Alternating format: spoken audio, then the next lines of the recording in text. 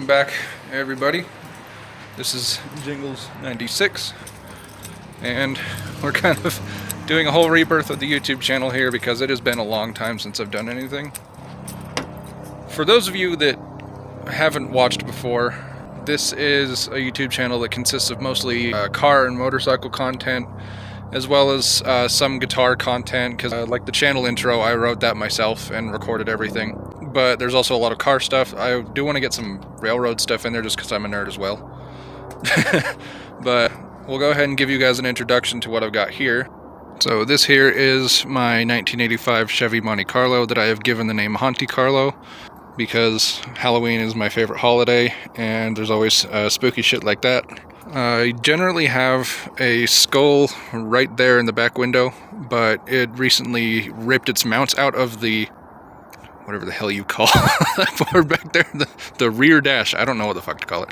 Anyway, but yeah, I ripped its mounts out as I went over a bump recently, so it's no longer there, but I will get it remounted at some point just because it looks fun. Unfortunately, my favorite guitarist ended up passing away, so I've got a memorial to him on the car. It is, well, I guess it would be heavily modded. It came as a 3-speed automatic like they all did, because they didn't offer a manual of this car back when they were being built.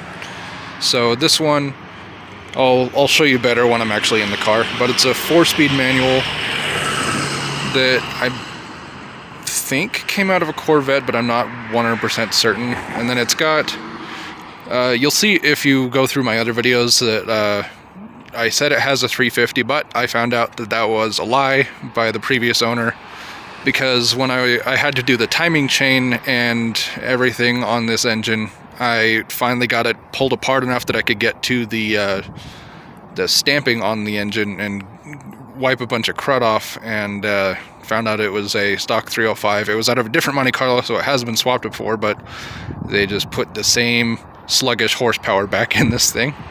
It's got these kind of funky looking wheels on it. I kind of like them. They were just kind of a last minute replacement because the other ones were in pretty rough shape. They've been sitting outside for like 15 years, and I went and shined them up and everything, got new tires on them. It's got 195s in the front and 215s in the rear, so it's got kind of that staggered muscly look to it. I really enjoy it. And then over here, this may or may not be leaving after this. This is Ragnarok. It's a 1987 Dodge D350 heavy duty. It's got the 360 V8 in it, so it still sounds like a roaring beast, but it's set up to pull super heavy loads dually, and it's a 4-speed manual as well, but this one came like that stock. We'll kind of discuss a little more on that later. And then over here is my 1993 Yamaha Virago 750. It's been a pretty fun bike. I've got to fix the clutch cable. I went to practice on the motorcycle course over at the driver's license division, and it ended up snapping on my way home. So I haven't ridden it since then, because we hit cold season right after that happened, so it's just been sitting. And it kind of makes me sad, but I can't really do anything about it until it gets a bit warmer, because it's just too cold to be out here working on it. We'll go ahead and get that taken care of relatively soon, because we are starting to dip back into spring. Of course, just as cold chill is coming right through it, all that is ripping me apart right now. Got a GoPro that I can mount on my helmet and stuff. We can do moto vlogs if we ever want to. Let's go ahead and get in this. This car is obviously my daily driver. We don't have anything that is remotely modern over here, so let's get going.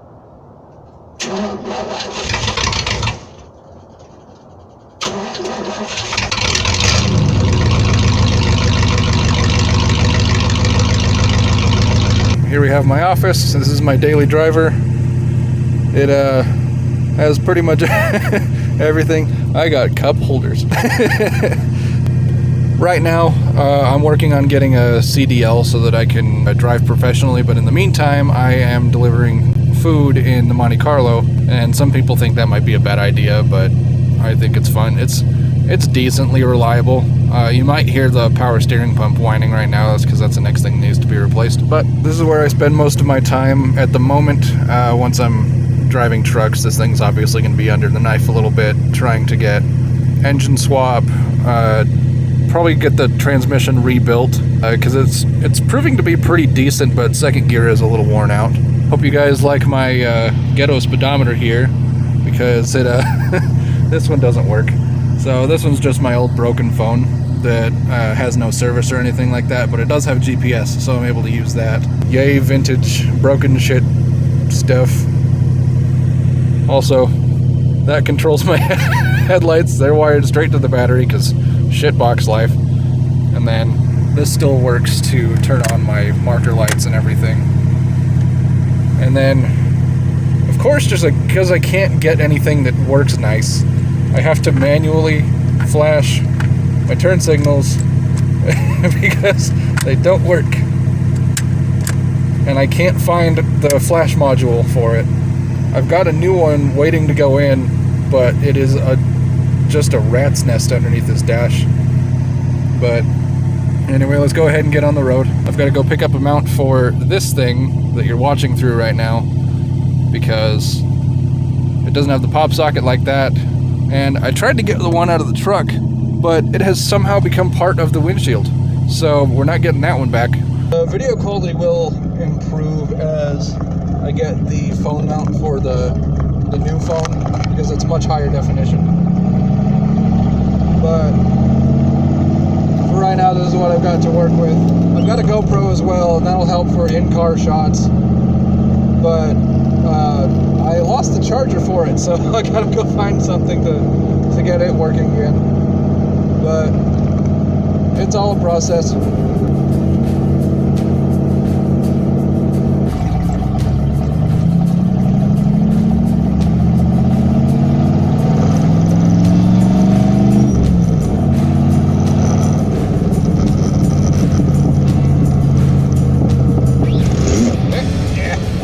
That synchro's gone.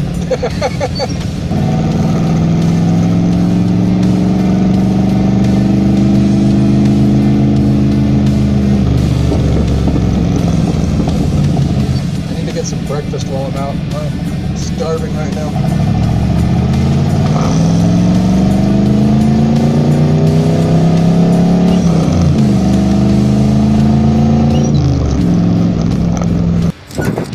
My hair is going crazy right now. Alright, I sure love owning vintage stuff. So I've got to get that power steering pump replaced, and even the high pressure hose was only like 18 bucks. So I got 4 feet of low pressure return, and then combined a $60 power steering pump itself, that sets me around $80 to $90 for all the parts that I need. And of course the labor is going to be like $150, but I am just entirely uninterested in doing the power steering myself. I'd like to do the more fun stuff, but oh boy. Alright, finally went and got that. Because like I said, the other one that I had ended up melting to the truck's window. Either Rachel's going to take the truck and she's going to have a phone mount, or I get to take the truck and I get my phone mount back. Rip this a new asshole. Just open. Damn it. Damn it.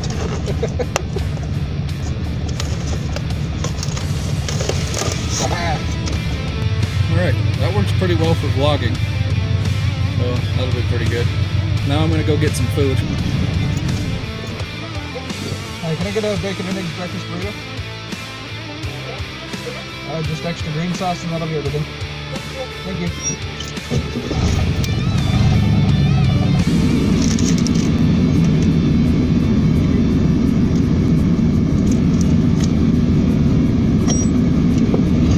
I just finished breakfast / lunch. It's lunchtime, but I technically just got up and started my day. So, I guess we'll talk what I want to do with the build on this car. Obviously, some of you might have ideas of what might be cool for a vintage Monte Carlo like this. So far, I'm going to keep it a 4-speed manual. Obviously, the engine up front has to be changed out because it's just it's cool that it's a V8. It's got enough torque to get out of its own way, but it's still just not quite fast enough for my taste.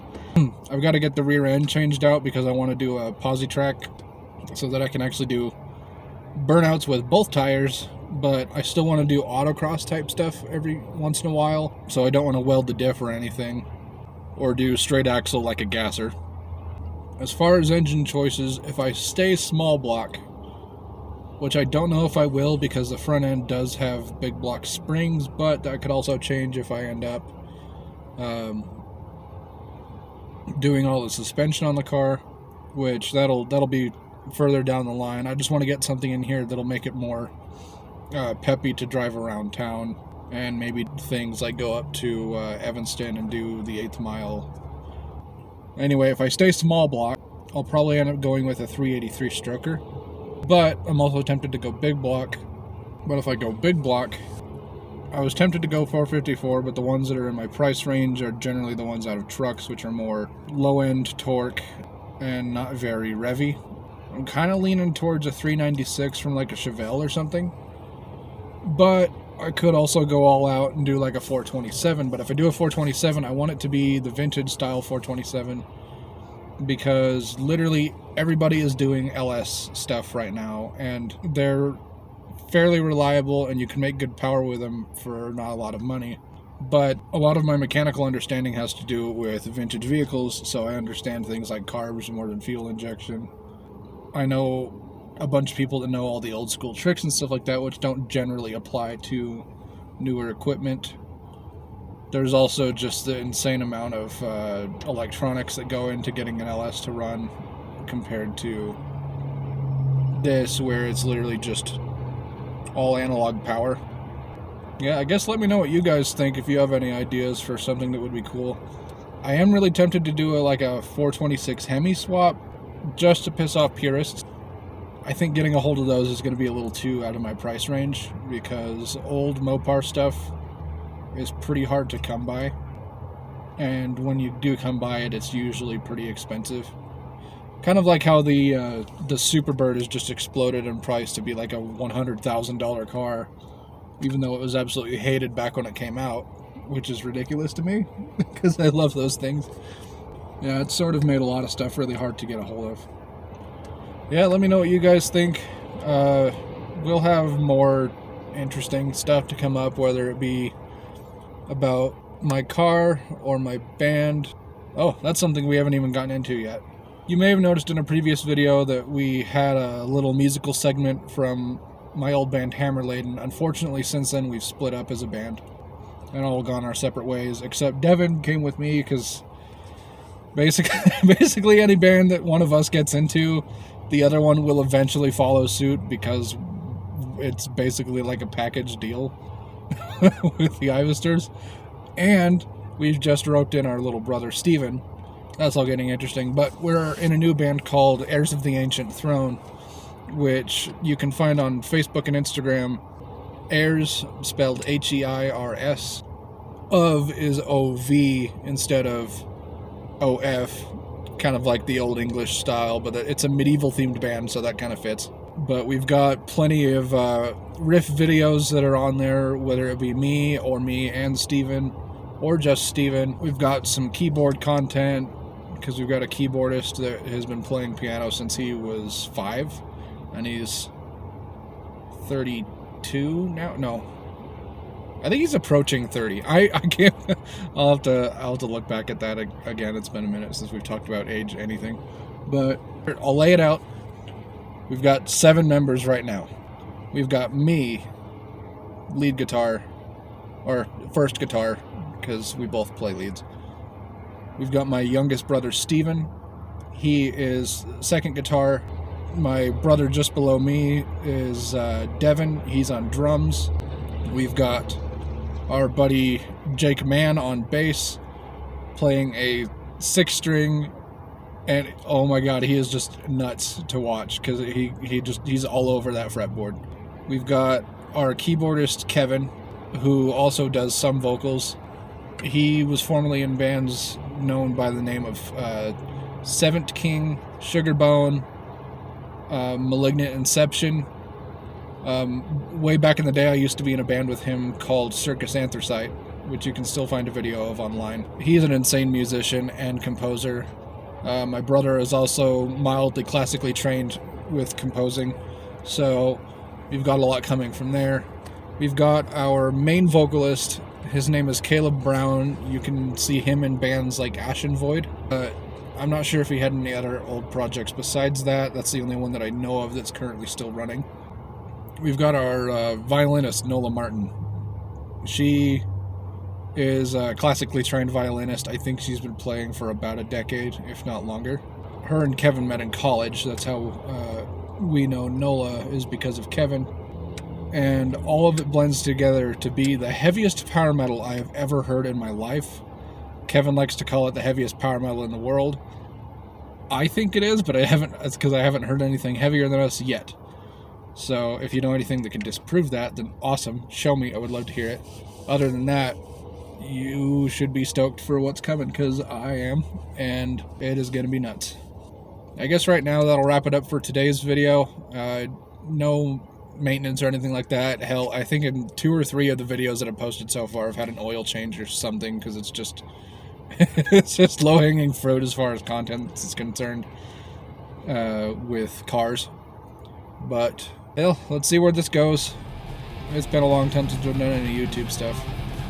If you've been here this long, thank you for sticking around. Feel free to subscribe. If not, whatever. But there's going to be a lot more where this came from. See you later.